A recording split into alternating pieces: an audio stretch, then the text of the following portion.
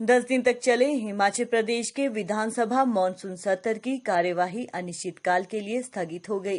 सत्र के अंतिम दिन मुख्यमंत्री जयराम ठाकुर ने कहा कि सदन में पहली बार नियम 67 के तहत चर्चा हुई है। कोविड-19 के चलते जो भी बंदिशें थी उनको खत्म कर दिया। नए 3 मंत्री बनाए गए। पहले मंत्रियों को लेकर भी सवाल उठता था। संकट के इस दौर में जनता को भी थोड़ा सहयोग करना चाहिए। कठिन परिस्थितियों में हिमाचल की जनता ने सहयोग भी किया है। संकट से उभरने के लिए कुछ कठिन निर्णय भी सरकार ने लिए हैं। जब हालात सामान्य हो जाएंगे तो जनता को राहत दी जाएगी। विधायक निधि बहाल करने वाला हिमाचल पहला राज्य है। कोरोना का संकट अभी तक नहीं हुआ है, इसलिए एहतियात बरतने की जरूरत है, जिसमें चुने हुए जनप्रतिनिधियों को आगे आकर जनता को जागरूक करना चाहिए। साथ ही मुख्यमंत्री ने कहा कि आगामी शीतकालीन सत्र को लेकर भी सरकार के पास कुछ सुझाव आए हैं, जिसमें सत्र को शिमला में ही आयोजित करने की सलाह आई है। सरकार कोविड के हालातों को ध्यान में रखकर उस पर आने वाले समय में निर्णय लेगी।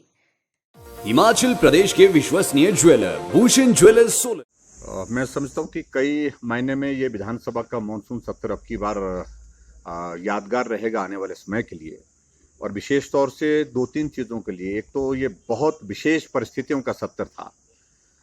विशेष परिस्थितियों का अभिप्राय मेरा कि कोविड शुरू होने के पश्चात तो ये हिमाचल प्रदेश में ये सत्र जो है बिल्कुल कोविड के बीच में, जब संक्रमण भी काफ़ी ज़्यादा फैला हुआ है, उस दौरान हुआ है।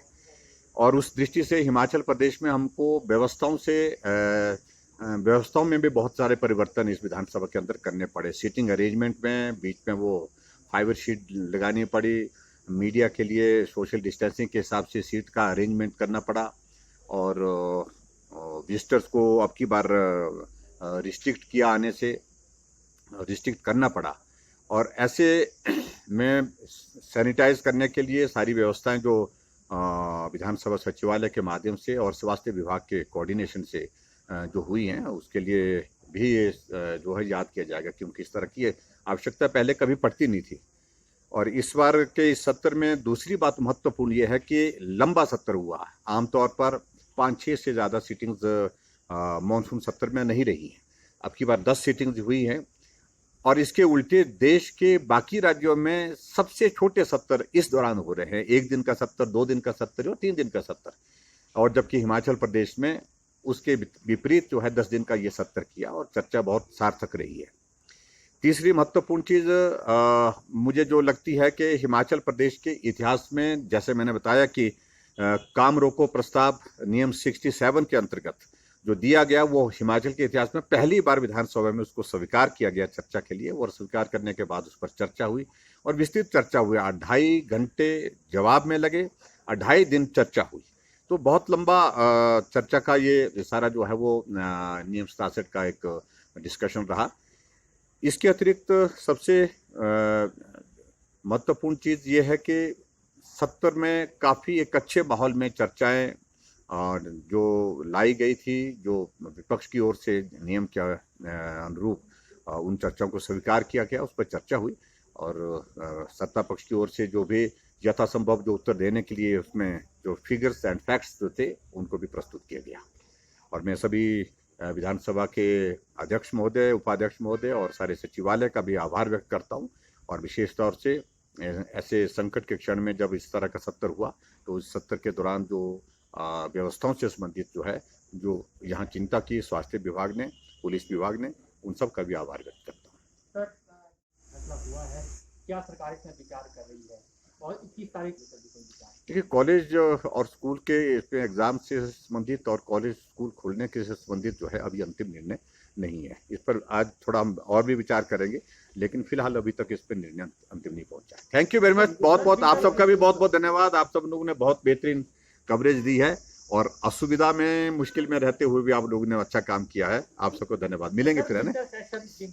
देखिए, उस वक्त विचार करेंगे। अभी मुझे लगता है कि बहुत जल्दी है इस पर विचार करने ये कहने की, लेकिन इतना जरूर है कि कोविड बहुत ही बढ़ गया, बहुत ही ऐसी परिस्थिति हो गई, क्योंकि हिमाचल प्रदेश में हम 2 जगह सत्र करते हैं। यहाँ एक परंपरा पिछले कुछ अरसे से बनी है कि विंटर सेशन हम धर्मशाला में करते हैं। अब की बार में भी हमारी मंशा वही है, धर्मशाला की। अगर कोविड बहुत ज़्यादा बढ़ जाएगा, उस दृष्टि से कुछ मेंबर्स का सुझाव था कि यहाँ हमारे पास मैनेजमेंट करने की जो है वो बेहतर व्यवस्था है। वहाँ होटल में रहना पड़ता है, डिपेंडेंट है सारी चीज़ों के लिए, सारी बातों के लिए। और यहाँ शिमला में रहते हैं तो हमारे पास हॉस्टल है, आइसोलेट होने की ज़रूरत पड़ेगी तो वो व्यवस्था है, और उस सारी चीज़ को लेकर। लेकिन इस पर अभी तक कोई निर्णय नहीं नजर, तब करेंगे जब सत्र का दौर आएगा। Thank you please, thank you. For example किसी को यहाँ से चंडीगढ़ जाना है, हमारी कैबिनेट मीटिंग है, कोई कंफ्यूजन अगर रहते हैं तो उनको दूर करेंगे। लेकिन हमने इंटरस्टेट मूवमेंट जो है वो उसको थोड़ा पहले रिस्ट्रिक्ट किया था। हमने उसमें रजिस्ट्रेशन का एक प्रोसेस रखा था, और उसके वजह पीछे उसके प्रमुख रूप से यही थी कि भी उसमें जो लोग आ रहे हैं उनके आने की डेस्टिनेशन क्या है, जाने की डेस्टिनेशन क्या है, और उसके बाद अगर कहीं वो पॉजिटिव होते हैं तो हम उनकी कॉन्टैक्ट ट्रेसिंग कर सके। इस दृष्टि से हमने एक व्यवस्था रखी हुई थी, लेकिन उस व्यवस्था को भी अब हमने हटा दिया, क्योंकि लोगों का आग्रह बार बार इस बात के लिए आ रहा था कि अब पूरे देश भर में इंटरस्टेट मूवमेंट जो है वो कहीं भी रिस्ट्रिक्ट नहीं की जा रही है, हिमाचल प्रदेश में भी अब नहीं करनी चाहिए। और हमने भी इस बात को लेकर के सोचा कि असुविधा लोगों को ना हो, और इसलिए हिमाचल प्रदेश में भी अब हमने बॉर्डर खोल दिया है। और जहां कोविड-19 की जो आपने 96 आवर्स की जो इसके जो रिपोर्ट के बारे में कहा है, उसके बारे में मैं आज कोई कंफ्यूजन होगा तो बात करेंगे इस बारे।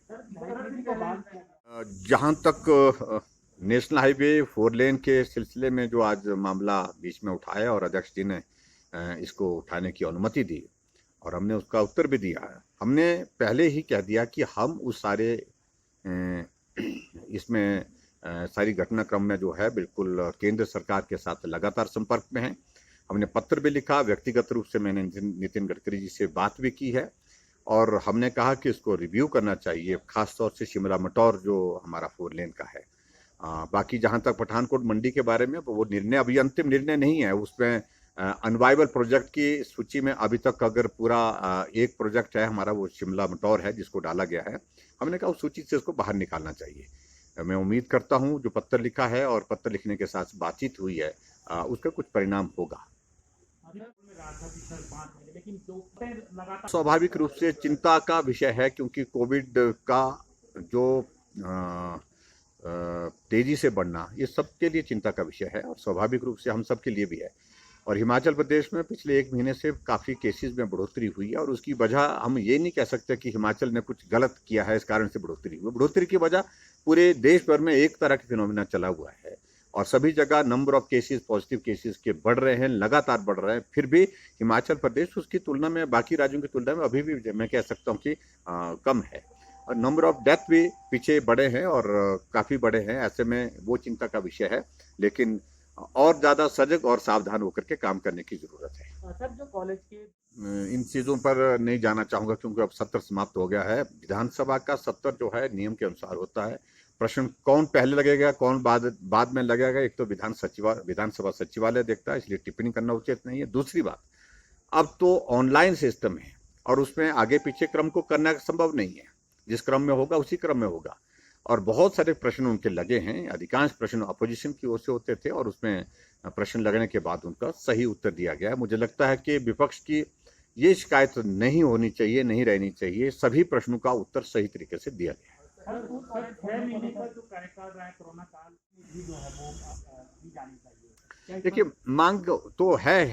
मांग तो बिल्कुल है इसमें, लेकिन जो हालात और परिस्थितियां जिस तरह की मैंने कही हैं और आज की हैं, उनमें क्या किया जा सकता है, बेस्ट पॉसिबल इतना ही किया जा सकता था। फिलहाल वो इतना किया है, बाकी आने वाले समय में देखेंगे। सर विपक्ष ने नेता प्रतिपक्ष मुकेश अग्निहोत्री ने सत्र की समाप्ति पर कहा कि सरकार के साथ विपक्ष की जिम्मेदारी भी लोगों की समस्याओं को सदन में उठाना है। वॉकआउट भी एक विरोध करने का लोकतांत्रिक तरीका है। सरकार ये ना सोचे कि वॉकआउट करके विपक्ष सदन की कार्यवाही नहीं सुनता और देखता है। विपक्ष की नजर हर तरफ रहती है। विपक्ष ने प्रश्नकाल से लेकर विभिन्न चर्चाओं में भाग लिया। नए मंत्रियों ने भी सदन में सवालों के अच्छे जवाब दिए हैं। हो सकता है कि विपक्ष कोई बात सत्ता पक्ष को बुरी लगी हो, लेकिन जनता के प्रहरी होने के नाते मुद्दे उठाना जरूरी था। कोरोना के चलते अब हिमाचल खो लिया है, ऐसे में मामले बढ़ेंगे, इसलिए सरकार को सतर्क रहने की जरूरत है। कोरोना के संकट में सरकार, विपक्ष, डॉक्टरों के साथ जनता की भी सलाह लें। उधर विधानसभा अध्यक्ष विपिन परमार ने अंत में कहा कि ये मानसून सत्र कोरोना काल की विपरीत परिस्थितियों में हुआ है, जो हमेशा याद रखा जाएगा। 25 बैठकें इस साल की पूरी हो गई हैं। सदन में प्रश्नकाल के दौरान तारांकित 434 सवाल पूछे गए, जबकि 223 अतारांकित सवाल पूछे गए। नियम 61 के तहत 5 जबकि 62 नियम के तहत 10 चर्चाएं हुई हैं। 6 घंटे 25 मिनट तक नियम 67 स्थगन प्रस्ताव के तहत पहली बार चर्चा हुई है। 12 विधेयक पारित किए गए हैं। नियम 124 के तहत 9 प्रस्ताव लाए गए। काफी सार्थक सत्र रहा है, जो इतिहास में स्मरण किया जाएगा। विधानसभा अध्यक्ष ने सत्ता पक्ष और विपक्ष दोनों का सदन की कार्यवाही को चलाने में सहयोग देने के लिए आभार व्यक्त किया। ये कहना चाहता हूं कि विपरीत परिस्थितियों में जब कोरोना ने पूरी दुनिया में अपने पांव पसारे हैं और उस कोरोना ने हिमाचल प्रदेश में भी अपनी दस्तक दी है, उन परिस्थितियों में 10 दिन का सत्र हो, उसमें बहुत से प्रश्न आए, बहुत से संशोधन आए, बहुत से बिल पारित हुए, बहुत से महत्वपूर्ण विषयों पर चर्चा हुई, ध्यानाकर्षण प्रस्ताव वहाँ पर आए, तो कुल मैं ये कह सकता हूँ कि ये सफलतम सत्रों में एक सत्र रहा है और ये सत्र भविष्य के लिए एक इतिहास बनेगा। और इतिहास में ये 7 सितंबर से 18 सितंबर तक चलने वाला सत्र मुझे लगता है कि एक अनुकरणीय और अनुसरणीय रहेगा, ये मैं कहना चाहता हूँ। यानी लोकतंत्र में कुछ व्यवस्थाएं रहती हैं और उन व्यवस्थाओं की पालना लोकतंत्र की ज़रूरतें हैं, आवश्यकताएं हैं। यानी 6 महीने के अंदर अंदर जो सत्र होना है उसको हमने पूर्ण किया है। लगभग 10 दिनों तक जो ये चर्चा यहाँ पर हुई है, इसमें 47 घंटे अलग अलग विषयों पर माननीय सदस्यों ने सारा विषय यहाँ पर रखा है। और कोरोना के समय जो हमने संचालन के लिए 1200 अधिकारी कर्मचारियों की संख्या घटा करके 400 तक की थी, उन सभी ने इसकी अनुपालना की। पॉलीकार्बोनेट शीट जो बीच में लगाई गई थी, मुझे लगता है कि संक्रमण रोकने के लिए ये भी एक महत्वपूर्ण प्रयास था। 5 गेट्स के ऊपर हाथों को सैनिटाइज करने की व्यवस्था, मास्क देने की व्यवस्था। अगर कोई यहाँ पर संक्रमणित दिखता है तो यहाँ पर हॉस्पिटल, यहाँ पर क्लिनिक व्यवस्था, यहाँ पर संक्रमण को टेस्ट करने की व्यवस्था, ये सारी व्यवस्थाएं जो खड़ी की गई थी, मैं इसके लिए हिमाचल प्रदेश सरकार का, माननीय मुख्यमंत्री जी का भी आभार प्रकट करना चाहता हूँ, क्योंकि उन्हीं के प्रयासों से ये चाहे स्वास्थ्य विभाग था, चाहे वो पुलिस विभाग था, वो सारी चाहता हूँ कि इस सत्र को चलाने के लिए नियमावली है और उस नियमावली का पालना हम यहाँ पर करते हैं। यहाँ ही ई विधानसभा प्रणाली है, यहाँ ऑनलाइन प्रश्न आते हैं और जैसे जैसे प्रश्न आते हैं उनका क्रमांक जो है वो निश्चित किया जाता है। दूसरा जो विषय, चाहे वो 67 में हो, चाहे 62 में हो, 130 में हो, 61 में हो, जिन भी माननीय सदस्यों के यहाँ पर प्रस्ताव आते हैं उनको हम उनको उसमें उस विषय में जोड़ना चाहते हैं और जोड़ते भी हैं। परंतु मैं ये भी समझता हूँ कि कई बार जितने प्रस्ताव आए हैं उनको नहीं जोड़ा जाता। आने वाले दिनों में जब सत्र लगेगा तो उसमें उसका समावेश किया जाएगा। इसलिए मुझे ये नहीं लगता हमने सभी को उचित समय दिया है, ये मैं कहना चाहता हूँ। जो एनएच पेंडिंग पड़े उसको लेकर क्वेश्चन उठाया था आपने, क्या कहेंगे इसको लेकर, क्या जवाब संतोषजनक मिला आपको?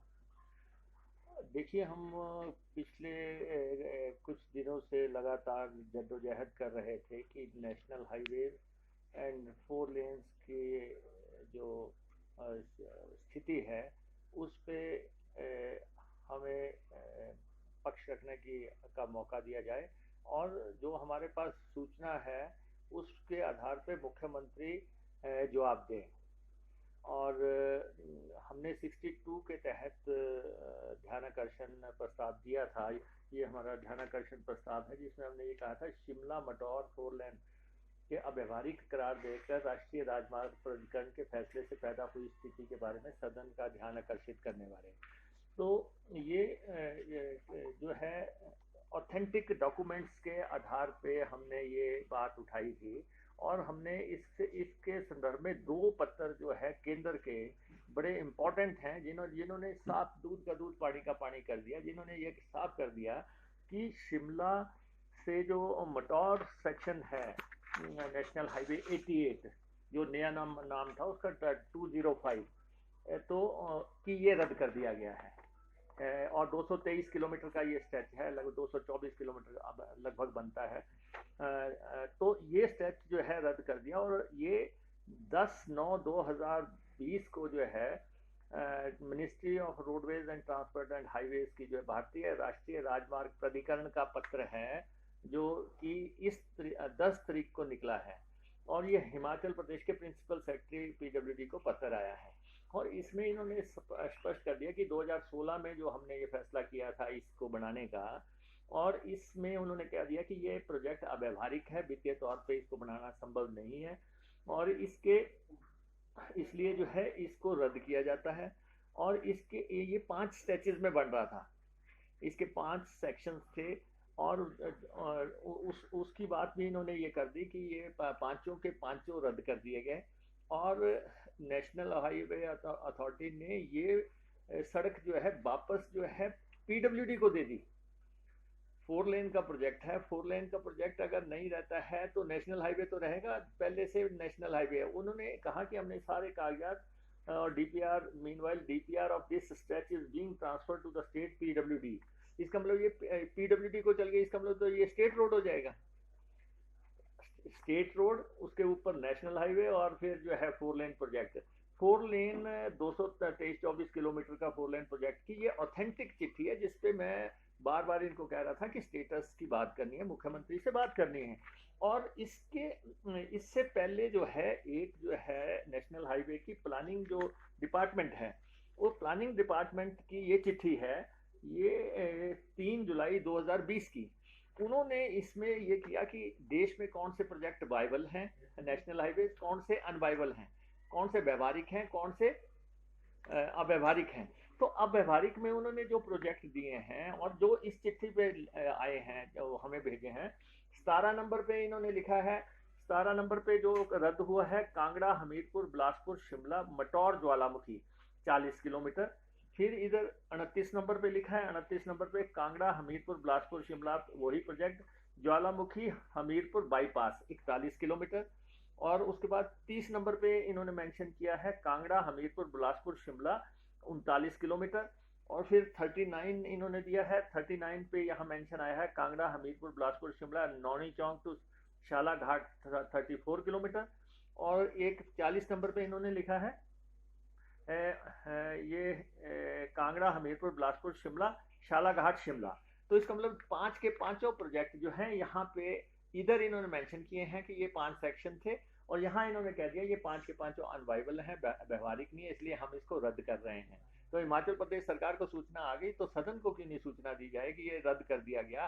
अरबों रुपए का ये मामला था। और साथ में एक और बीच में जो जिसका अभी सरकार गोलमोल बात कर रही है, ये 20 नंबर भी रद्द हो गया है। ये जो हिमाचल प्रदेश से जुड़ा हुआ एक और प्रोजेक्ट है यहाँ पे, ये 21 नंबर पठानकोट कांगड़ा मंडी का पंजाब हिमाचल बॉर्डर से स्यूणी, ये जो है 40 किलोमीटर, ये भी रद्द हो गया है, ये भी इसमें आ गया अनवाइबल प्रोजेक्ट।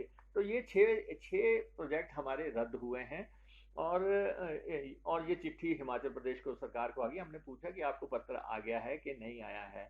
और सेकेंडली ये जो प्रोजेक्ट्स हैं अनवाइबल प्रोजेक्ट की, ये हमने उनको बताया। मुख्यमंत्री जी ने मान लिया कि प्रोजेक्ट रद्द हो गया है, पत्र उनको मिल गए हैं और वो कह रहे हैं कि उन्होंने केंद्र को पत्र लिख दिया है और वो खुद दिल्ली जा रहे हैं।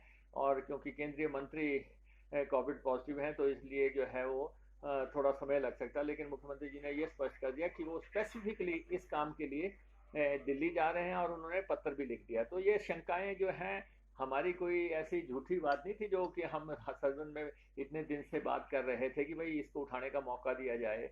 और पहले सरकार स्पीकर साहब ने कहा कि सरकार से जवाब मांगा है फिर स्पीकर साहब ने कहा था कि हम इसको लगाएंगे आज, क्योंकि अंतिम दिन था, तो हमने उनसे कहा कि आज तो अंतिम दिन है और एजेंडा में लिस्ट नहीं है। तो उन्होंने जो है विशेष उल्लेख के तहत पॉइंट ऑफ ऑर्डर पे जो है हमें मौका दिया और हमने बात उनके समक्ष रखी। और आपको एक और हैरानी होगी, ये जो नेशनल हाईवे अथॉरिटी है, उन्होंने जहां अनवाइबल प्रोजेक्ट की लिस्ट निकाली है, वहां वाइबल प्रोजेक्ट की भी लिस्ट निकाल दी है। तो वाइबल प्रोजेक्ट में हिमाचल प्रदेश के जो 65,000 करोड़ के 68 नेशनल हाईवे बनने थे, एक का भी नाम नहीं है। वो भी इस चिट्ठी में वाइबल प्रोजेक्ट्स की लिस्ट भी आ गई है। अब इसका मतलब कि नेशनल हाईवे जो इतने इन्होंने जो शानो शौकत से जिनका ऐलान किया था और सत्ता हासिल करने के लिए इतनी बड़ी बड़ी बातें हुई कि 60 बनेंगे, उसमें तत्कालीन विपक्ष के नेता प्रेम कुमार धूमल और उनके बाकी सांसद वगैरह सब कह रहे थे कि ये नेशनल हाईवे बनेंगे। लेकिन ये जो है एक भी नेशनल हाईवे का उनमें भी वाइबल प्रोजेक्ट की लिस्ट में भी नहीं आया। इसका मतलब उनका भी कोई पैसा सैंक्शन नहीं हुआ। ये बहुत चिंता का विषय है। तो हमने सरकार को साफ कर दिया कि एक तो आपका कोई भी नेशनल, उन्होंने कहा कि नेशनल हाईवे जो है हम मसला उठा रहे हैं, लेकिन पहले उन्होंने कहा था कि 25 नेशनल हाईवे हम भेज रहे हैं। पहले कहा था कि सैद्धांतिक अप्रूवल है, आज भी उन्होंने कहा सैद्धांतिक अप्रूवल है। लेकिन सैद्धांतिक अप्रूवल क्या करेंगे जब वाइबल प्रोजेक्ट की सुनी है, अनवाइबल में आपके 6 प्रोजेक्ट आ गए और इसका कुल मिला के मतलब कि आप इस मोर्चे पे बहुत बुरी तरह विफल हुए हैं। और अब तो है नहीं कि 69 नेशनल हाईवे का क्यों बने, क्योंकि नितिन गडकरी जी ने संपादकों की मीटिंग में जो है ये स्पष्ट कर दिया कि प्रधानमंत्री जी ने जो है हिमाचल प्रदेश के 69 नेशनल हाईवे मंजूर नहीं किए हैं, इसलिए file is pending with prime minister. तो ये उन्होंने कह दिया था। तो फिर बाकी बचा था 4 लेन का। 4 लेन की ये तो चिट्ठी जो है अपने आप में क्रिस्टल क्लियर है, जिसमें साफ ही कर दिया कि जी मटौर वाला भी रद्द कर दिया है, पठानकोट के पैचेज भी जो हैं बीच में अनवाइबल में आ गए हैं। तो इसलिए ये मसला आज उठा।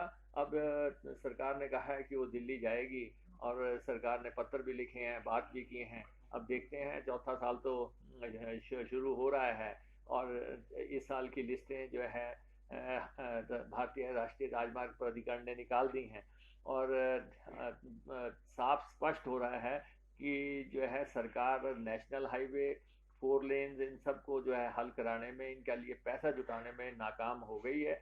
बाकी जा रहे हैं, उन्होंने सदन में कहा है कि मैं दिल्ली जा रहा हूं, मैं पत्र भी लिख रहा हूं और उन्होंने कहा है कि पत्र अंतिम नहीं होते। हम भी उम्मीद करते हैं कि ये पत्र अंतिम ना हो, ये मैं कहना चाहता हूँ। कंक्लूड होगा और थोड़ा सा एजेंडा रह गया है, आधे घंटे के बाद, पौने घंटे के बाद सेशन कंक्लूड है। 10 दिन का सेशन था और हमने जो है अपनी बात हर संभव तरीके से रखने की कोशिश की। इंस्पाइट ऑफ की रोकने का कोशिश भी प्रयास हुए सरकार की तरफ से। हमने 67 लगाया, हिमाचल प्रदेश के इतिहास में पहली दफ़ा 67 पे चर्चा हुई और 67 तब लगता है जब सरकारें असफल हो जाती हैं। ये कहते हैं कि जी आज दिन तक नहीं लगी, तो इतने मुख्यमंत्रियों ने नहीं लगाया तो कोई ना कोई वजह होगी। और अगर आज लगा है और अगर यहाँ पे चर्चा हुई है 67 पे, और तो ये एक कोविड के दौरान असफलता की कहानी है। और जो हमारा खास तौर पे जो प्रदेशवासियों को राशन से महरूम करना, बिजली के महंगे बिल आना, पानी महंगा करना, सफ़र महंगा करना, ये बातें हैं, या दूसरे रिलेटेड इश्यूज जो हैं वो हमने जैसे भी संभव था उठाने की कोशिश की। यहाँ तक हमारा वॉकआउट करने का बात है। वॉकआउट जो है लोकतंत्र का एक बहुत महत्वपूर्ण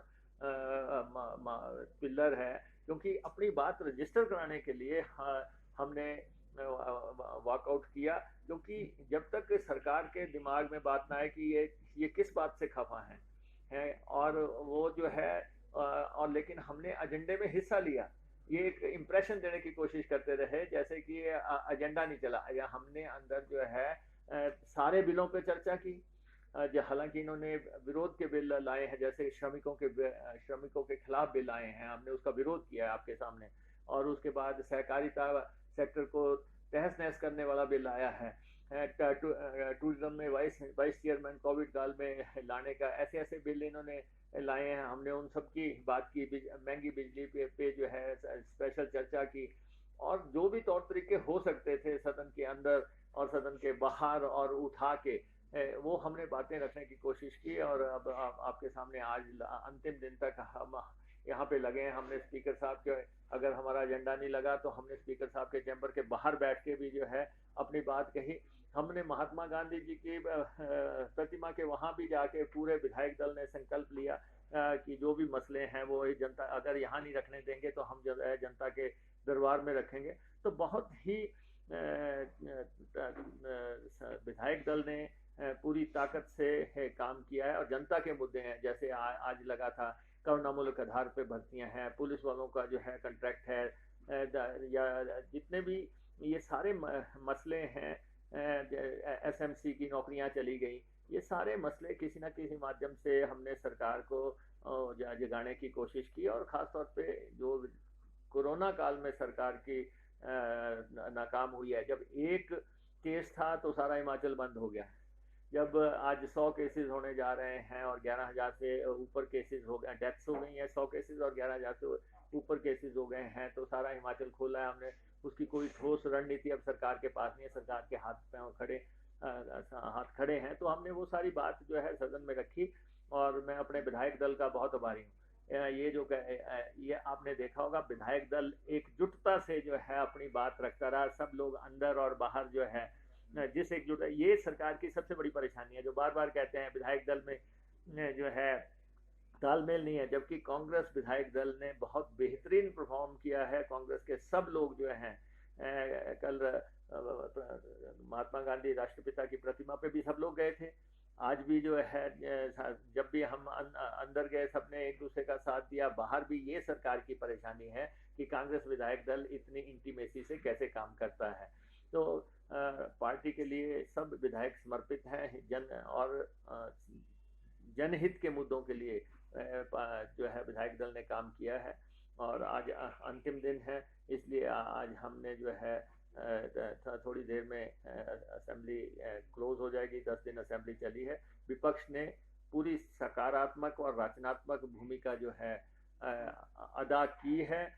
और सरकार चाहे जो मर्जी कहे, लेकिन हमने हिमाचल प्रदेश के मुद्दों की तरफ जो है ध्यान जनता का और सरकार का बराबर खींचा है।